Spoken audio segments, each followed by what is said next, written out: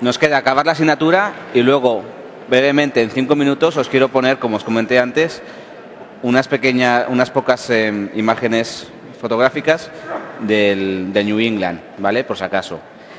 Eso lo veremos al final de todo. Obviamente, vamos un poquito más de tiempo porque no contaba con el retraso del principio de la clase. Entonces hay dos opciones, o anudarlo todo o sí. Yo prefiero hacerlo, ¿vale? En el otro turno me he prolongado 20 minutos, ¿vale? Intentaré ir rápido. Yo prefiero darlo todo porque no vaya a ser... O sea, la otra opción es o bien quitar el tema 5 o 6 o no contar algunos del 7, pero me sabría fatal que no contarlo y que luego dentro de 2 semanas lo preguntaran. Así que, bueno, yo lo voy a dar. Dermatosis reactivas. Recordad que tanto los rayos ultravioleta A como los B están implicados en el cáncer de piel y en el fotoenvejecimiento cutáneo. La erupción solar polimorfa tampoco la han preguntado nunca. Es lo que la gente dice de tengo alergia al sol. No es que tenga alergia al sol. Consiste, ¿por qué? Porque no interviene ningún mecanismo inmunológico. Son chicas o chicos de fototipos habitualmente bajos que en las temporadas del año en las cuales el sol te está empezando a dar, en primavera o principios del verano, tienen lesiones producidas por el sol en zonas fotoexpuestas, pues dentro del síndrome eczematoso agudo. Eritema con alguna papulita eritematosa o alguna pequeña vesícula. Solamente interviene el sol, no interviene ni ningún desodorante, ningún fármaco, ningún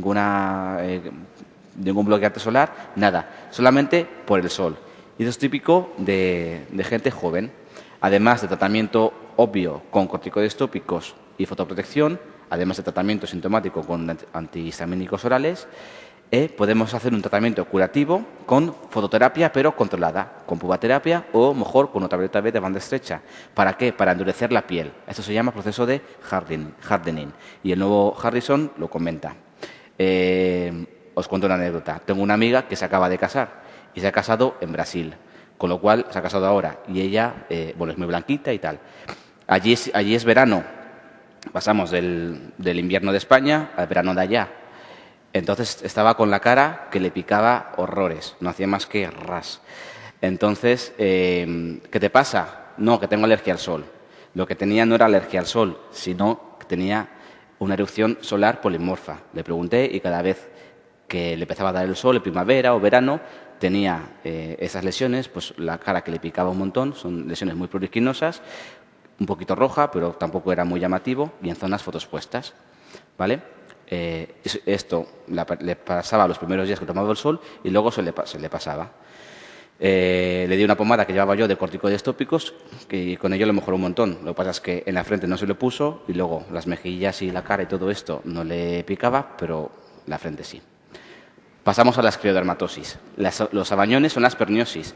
Son placas edematosas dolorosas que aparecen en zonas sacrales, la punta de la nariz, las orejas y los dedos, ¿vale? Son dolorosas, a veces hacen úlceras. Las lesiones de perniosis persisten unas 3 semanas, en gente muy expuesta al frío, por el trabajo o por lo que sea. La acrocianosis es la cianosis permanente de las manos y de los pies, de zonas sacrales. ¿Y eso a qué se debe? A que el flujo sanguíneo a nivel de la dermis está enlentecido porque las anastomosis arteriovenosas están dilatadas, con lo cual, al tener mayor diámetro, los vasos sanguíneos, el flujo es más lento y se enfría más y se vuelve cianótico. Lo contrario, cuando no es permanente, sino que es episódico en crisis, es el fenómeno de Raynaud, PCR, crisis de palidez, cianosis y rubor. Y aquí os cuento otra anécdota. En esta misma boda había una chica que tenía los pies, que iba con las típicas bailarinas, las sandalias, totalmente rojos. Y le digo yo, jolín, ¿cómo te ha dado el sol, no? Y dice, no, es que tengo Raynaud. Estaba en la fase de rubor, estaba en la fase de hiperemia reactiva. Obviamente también se había quemado un poquito porque el sol plegaba, pero no, ella sabía que tenía el diagnóstico de Raynaud y estaba en la fase de rubor. No tenía ninguna enfermedad reumatológica asociada. Otra esclerodermatosis.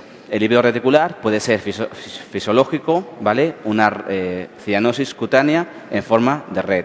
También puede traducir enfermedades reumatológicas o una obstrucción intravascular. Las toxicodermias son reacciones cutáneas producidas por fármacos sistémicos. Los más frecuentemente implicados son los antibióticos. Cuando un fármaco te hace una reacción cutánea, una toxicodermia, lo más frecuente es que te haga una erupción exantemática morbiliforme, es decir, un ras maculopapular en el tronco. La segunda en frecuencia es la aparición de abones por ese fármaco, las reacciones urticariformes. Por ejemplo, aquí tenemos una imagen de un exantema maculopapular, de un ras morbiliforme en la espalda de un paciente que tomó a saber qué fármaco. Entonces, ¿la actitud a seguir cuál es? Pues eliminar la medicación que no sea imprescindible. Si sabes cuál ha sido, lo quitas, y de tratamiento sintomático, corticoide tópico y antihistamínico oral.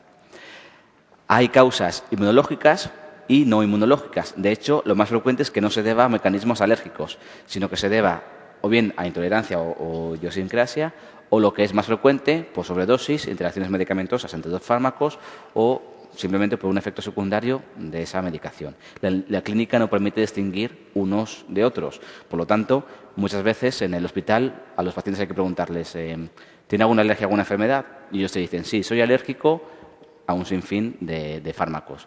Y ellos dicen que son alérgicos, pero posiblemente igual hizo, no sé, al ibuprofeno o lo que sea, un día concreto, una reacción un poquito exantemática en el cuerpo, pero poca cosa, que no tiene por qué obedecer a una causa inmunológica. Será el alergólogo el que tendrá que discernir entre las dos por sus pruebas. El exantema fijo medicamentoso tampoco lo han preguntado nunca. Consiste en la reaparición de la misma mancha cutánea en el mismo sitio cada vez que ese paciente toma el mismo fármaco. Por ejemplo, imaginaros que este chico cada vez que que tiene cefalea, toma un ibuprofeno, entonces le sale en la frente, en la boca, en los genitales, esta mancha. Es una mancha ovoidea, eritematosa o violácea, que a veces hace en el centro una ampolla central. Cuando deja de tomar el fármaco, esto cura en unas semanas o en unos días, si acaso dejando un poquito de hiperpigmentación residual. Lo más frecuentemente es que afecte a la boca, y la piel más frecuentemente afectada es la piel genital, ¿vale? Aquí veis que a veces se deja una vesiculita central. Eliminamos los términos de eritema multiforme minor y mayor y nos quedábamos con el complejo síndrome de Stevens-Johnson o necrosis epidérmica tóxica o síndrome de Lyell.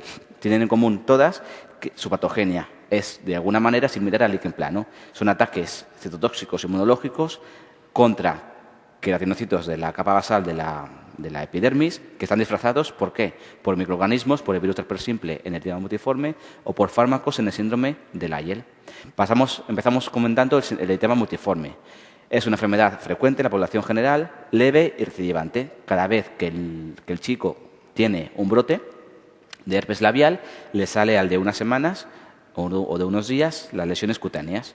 La infección labial, el herpes simple, precede, no es concomitante a la clínica cutánea, ¿vale? El antecedente es reciente, pero no a la vez. Se han encontrado fragmentos de DNA en los acantocitos de esas lesiones. Es raro que aparezca en niños pequeñitos y en mayores. La clínica, ¿cuál es? Pues aparece un ras maculopapular inespecífico, pero algunas de estas lesiones evolucionan con la morfología característica en diana. Lesiones en diana también se llaman herpes iris de Bateman cuando hacen una vesícula central. Estas lesiones en diana son como esas de aquí, un círculo eritematoso rodeado de una banda edematosa blanquecina y después otro círculo eritematoso. Esto donde aparece en zonas acrales, en las manos y en los pies. En la histología, más que la necrosis epidérmica, que la veremos más en el Lyell, aquí predomina una inflamación en la dermis. No tiene ninguna relevancia, tratamiento sintomático. Si acaso, si los brotes son muy recidivantes, se puede plantear hacer un tratamiento profiláctico con aciclovir oral. Lesiones en diana en el eritema multiforme. En el complejo de síndrome de Stevens-Johnson, necrosis epidérmica tóxica, esta sí que es grave, puede matar al paciente. Y la etiología implicada no son los microorganismos, son los fármacos. Principalmente estos 4, los antibióticos, los AINES, antiepilépticos y el alopurinol. También los fármacos contra el SIDA. Es grave y afecta de manera generalizada a la piel y a las mucosas. Hemos de interrogar sobre los fármacos que ha tomado el paciente desde 2 semanas antes hasta 2 meses anteriormente a la aparición de las lesiones cutáneas. Afecta a cualquier edad, su curso es episódico. ¿Por qué? Porque cuando encuentras el fármaco al cual ha hecho el Lyell, lo prohíbes y obviamente ya no reciba más. Los pródromos son severos, en forma de un cuadro pseudogripal, pero a lo bestia. Y después le sale tanto en la cara como en el tronco, por confluencia de lesiones heterodérmicas sobre las cuales nacen vesículas y ampollas que acaban produciendo grandes despegamientos cutáneos superficiales. ¿Vale? Entonces, en función de la superficie corporal afectada, se distingue síndrome de Stevens-Johnson cuando es menos de un 10%, NET o síndrome de Lyell cuando es más de un 30% y complejo síndrome de Stevens-Johnson NET cuando es entre un 10 y un 30%. Es necesario la afectación de mucosas, al menos de 2, por ejemplo, costras en los labios o en los genitales, o en los ojos también. Hay grave afectación del estado general, la afectación visceral no es infrecuente, por ejemplo, pueden aparecer neumonías por atasco de los bronquios por descamación intrabronquial. Cuando se controla todo esto en una unidad de quemados, cura en alrededor de un mes. Si no se muere el paciente, la mortalidad en algunas series es elevada. Puede dejar secuelas cicatriciales, sobre todo en las mucosas, puede dejar sinequias oculares. Y en la histología, además de la infiltración, predomina la necrosis epidérmica masiva de todo el grosor de la epidermis. Grandes despegamientos superficiales, no son superficiales, grandes despegamientos epidérmicos de toda la epidermis en al menos un 10% de la superficie corporal total. Con grave afectación de mucosa, se comportan como pacientes grandes quemados. Pasamos a la necrosis cutánea por warfarina, que os hacía hincapié porque os comentaba que en la última edición del Harrison era la única fotografía del Atlas que era nueva con respecto a la edición anterior. En la imagen os pondrán posiblemente una señora que tiene en las mamas una escara necrótica como alguna de estas. En las mamas es lo más frecuente, pero puede estar también en la pierna o en las nalgas. Os podrán contar que esta escara necrótica fue precedida de ampollas hemorrágicas, de eritema, etc. Esto se relaciona con el tratamiento con warfarina, pero no es una reacción dosis dependiente, se relaciona con el efecto de proteína C. Los eritemas figurados son un conjunto de enfermedades que obedecen a distintas causas. Son reactivas a varias cosas que iremos viendo, pero lo que tienen en común es 2 cosas: el patrón y el carácter migratorio. El patrón de las lesiones puede ser o bien anular, como este de aquí, lesiones anulares que curan por el centro, arciforme, como esta de aquí, o policíclicas, varios círculos que se van uniendo. Y el carácter migratorio significa que da la impresión que las lesiones van migrando a través de la piel, a lo largo de la piel, porque curan por un sitio y crecen por el otro, con lo cual da la sensación que migran. El edema anular o el edema marginado es el criterio mayor de la fiebre reumática. Lesiones similares se ven en el edema anular centrífugo, o aquí suelen ser lesiones más anulares. Hay que hacer un chequeo completo porque puede reducir la existencia de enfermedades autoinmunes, carcinomas, fármacos o infecciones. El eritema crónico migrans es la clínica cutánea predominante en la infección por Borrelia burgdorferi en la enfermedad de Lyme, ¿vale? Concepto Repemir. Cursa con el eritema crónico migratorio y en la fase terciaria la acrodermatitis crónica atrófica. En pacientes con glucagonoma, además del eritema necrótico migratorio, nos podrán contar anemia, diabetes, alteraciones psiquiátricas y la clínica cutánea es un intertrigo. Hay vesículas, pero se rompen, se secan y encontramos predominantemente las costras en áreas intertriginosas, en los pliegues, sobre un área eritematosa. Concepto Repemir, eritema migratorio necrótico en el glucagonoma. Lo van a preguntar, que todavía no lo han preguntado. El eritema giratum repens es un síndrome paraneoplásico que precede a la clínica del carcinoma, sobre todo del cáncer de pulmón. Las lesiones son pruriginosas y tienen esta morfología característica en forma de bandas concéntricas serpiginosas que recuerdan a las vetas de la madera, ¿vale? Si al médico de cabecera de familia le llega un paciente con esas lesiones concéntricas que le pican, que van migrando por la piel, has de hacer por lo menos una radiografía de tórax para descartar un cáncer de pulmón. Luego veremos en el New England una imagen de esta enfermedad.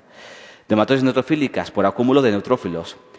El síndrome de Sweet también se llama dermatosis neutrofílica aguda febril. Aguda febril porque de manera aguda parece una infección. Hay fiebre, leucocitosis, malestar general, artralgias, conjuntivitis, es decir, un cuadro pseudogripal. Las lesiones, ¿cómo son? Pues recuerdan a una tarta de uva, ¿vale? Dulce. son placas elevadas, edematosas, de color edemato violáceo, que tienen vesículas en su interior, pseudovesiculares. Y esto aparece de manera simétrica tanto en extremidades como en la cara, como en el cuello o el escote. Lo más frecuente es que aparezca en mujeres de edad media de manera idiopática. Suelen ser señoras que previamente han tenido un catarro o una diarrea. Cuando es un síndrome paraneoplásico, no hay predilección por sexos, es más raro, y el cáncer más frecuentemente implicado es la leucemia amiloide aguda, también por fármacos, etcétera. Como os digo, neutrofilia y aumento de la USG.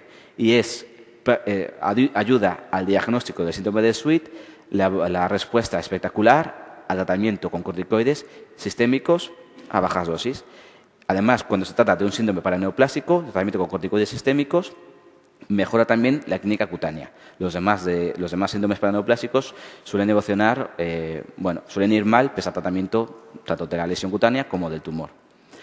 Pioderma gangrenoso. Gangrenoso, pues son lesiones que empiezan por úlceras.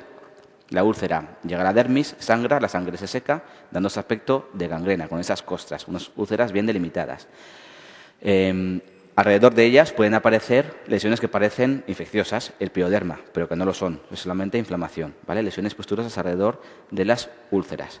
Aquí hay fenómeno de patergia positivo, es decir, la señora, si se quiere explotar lo que ella piensa que es un grano, al final lo que hace es empeorárselo, porque la piel reacciona exageradamente a la agresión, al pinchazo, al apretarse.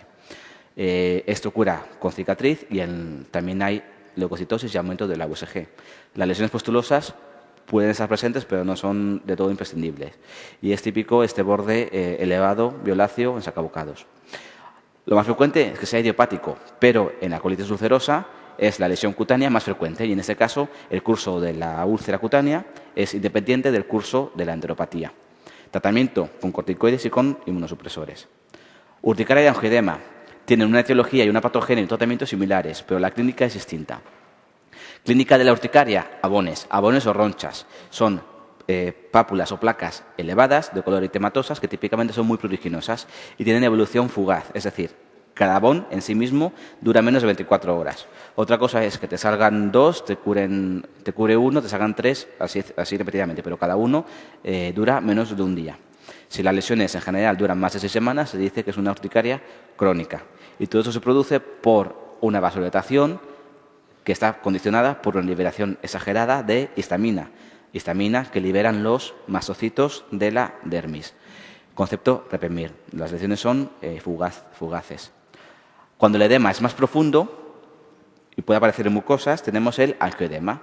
Por la afectación mucosa, pues según donde esté, podemos encontrar en el árbol digestivo dolor abdominal, náuseas y vómitos, diarrea, en el árbol respiratorio, disnea, broncoespasmo, asma, y en el árbol circulatorio, hipotensión arterial, síncope. Eso es la clínica sistémica por la afectación mucosa. Pero la afectación cutánea, además de que puede asociarse a abones de urticaria, pues se te hincha la cara, ¿vale? Hay edema en tejidos subcutáneos, sobre todo en los sitios donde son más laxos, sobre todo en los párpados y en los labios. La enfermedad de Kinke se da de forma autosómica dominante, también se llama edema angioneurótico familiar. Son brotes repetidos de angioedema, pero sin abones. Se debe a un déficit real o funcional de C1 esterasa inhibidor, ¿vale? Este factor de complemento, el C1, o bien no hay o hay pero no funciona. Está disminuido en el suero, así como el C4, y el C2 además baja en los ataques. Luego os pondré una foto similar a esta de una señora con edema angioneurótico familiar, pero en la cual los niveles de complemento son normales. ¿Por qué? Si un niño tiene, o una señora, o quien sea, lesiones repetidas de angioedema en brotes, pero los niveles de complemento son normales, tiene un angioedema hereditario de tipo 3. Esto es nuevo, ¿eh? Y no se debe al déficit de C1 esterasa inhibidor, sino al acúmulo periódico de bradiquinina. Luego os lo recordaré.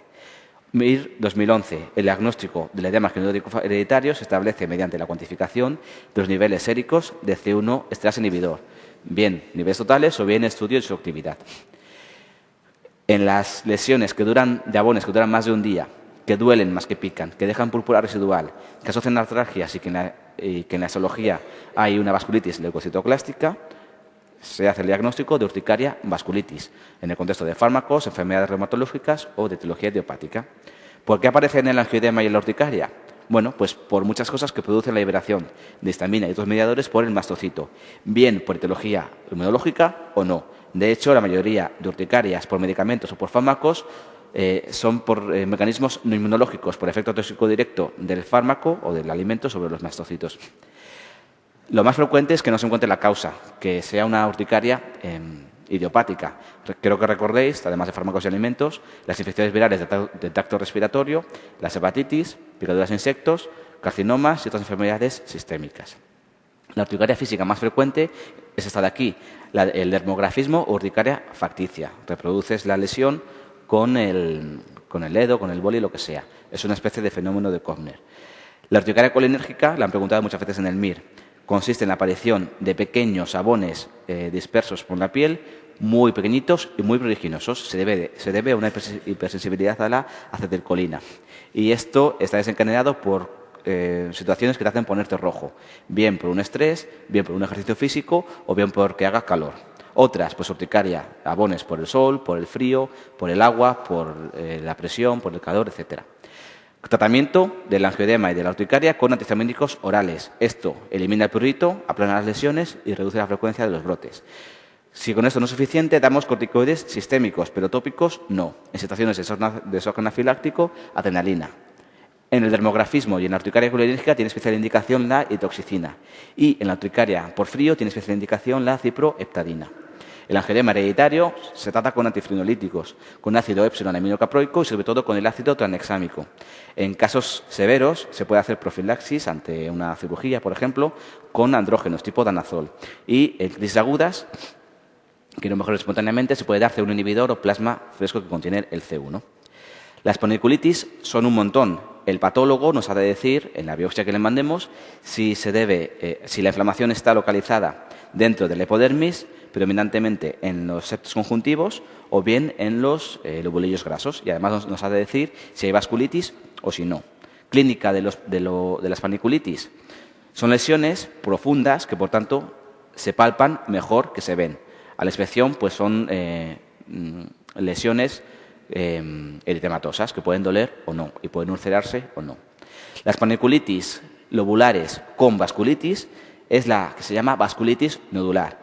Son mujeres de edad media que tienen brotes repetidos a lo largo del tiempo de nódulos, sobre todo en la cara posterior de las piernas, que se ulceran. A diferencia del eritema nodoso, el estado general está conservado. Y esto obedece a una reacción por inmunocomplejos, bien en el contexto de una infección tuberculosa, sería una tuberculite, no hay bacilos en las lesiones, o bien por una infección estreptocócica que daña los vasos de la hipodermis. La panniculitis lobular sin vasculitis, recordad la de los trastornos pancreáticos, ¿vale? Lesiones en la cara, pues, preferentemente posterior de las piernas, que se ulceran.